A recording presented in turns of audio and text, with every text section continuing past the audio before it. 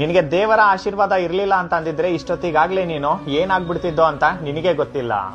ಯಾಕಂದ್ರೆ ಒಂದು ಸಲ ಯೋಚನೆ ಮಾಡು, ನಿನ್ನ ಬದುಕಲ್ಲಿ ಎದುರಾದಂತಹ ಸಮಯ ಸಂದರ್ಭಗಳು ಎಷ್ಟೊಂದು ಕೆಟ್ಟದಾಗಿತ್ತು ಅಂತ. ಆ ಎಲ್ಲಾ ಕಷ್ಟಗಳನ್ನು ಕೂಡ ಹೆದರ್ಸಿ ಅವಮಾನಗಳನ್ನ ಸಹಿಸ್ಕೊಂಡು ಇವತ್ತು ನೀನ್ ಬದುಕಿದ್ಯಾ ಅಂತ ಅಂದ್ರೆ ಆ ದೇವರ ಆಶೀರ್ವಾದ ನಿನ್ಗಿರೋದಕ್ಕೇನೆ ಇದೆಲ್ಲವೂ ಕೂಡ ನಡೀತಾ ಇರೋದು. ನೋಡು, ಒಂದು ಮಾತನ್ನ ಹೇಳ್ತೀನಿ, ಇಲ್ಲಿ ಹೊರಗಿನವರಲ್ಲ ಮನೆಯವರು ಕೂಡ ನಿನ್ನ ಮರ್ತೋಗ್ಬಿಡ್ತಾ ಇದ್ರು. ಇಷ್ಟೊತ್ತಿಗಾಗ್ಲೇ ನೀನ್ ಏನೋ ಆಗ್ಬೇಕಾಗಿತ್ತು, ಆದ್ರೂ ಕೂಡ ನಿನ್ನ ಜೀವನ ಸಾಕ್ತಾ ಇದೆ, ಇವತ್ತು ಉಸಿರಾಡ್ತಾ ಇದೆಯಾ ಅಂದ್ರೆ ಆ ದೇವರ ಆಶೀರ್ವಾದ ನಿನಗಿದೆ. ಇಷ್ಟು ದಿನ ಆ ದೇವರು ನಿನ್ನ ಪರೀಕ್ಷೆ ಮಾಡಿರ್ಬೋದು, ಆದ್ರೆ ಕೈ ಬಿಟ್ಟಿಲ್ಲ.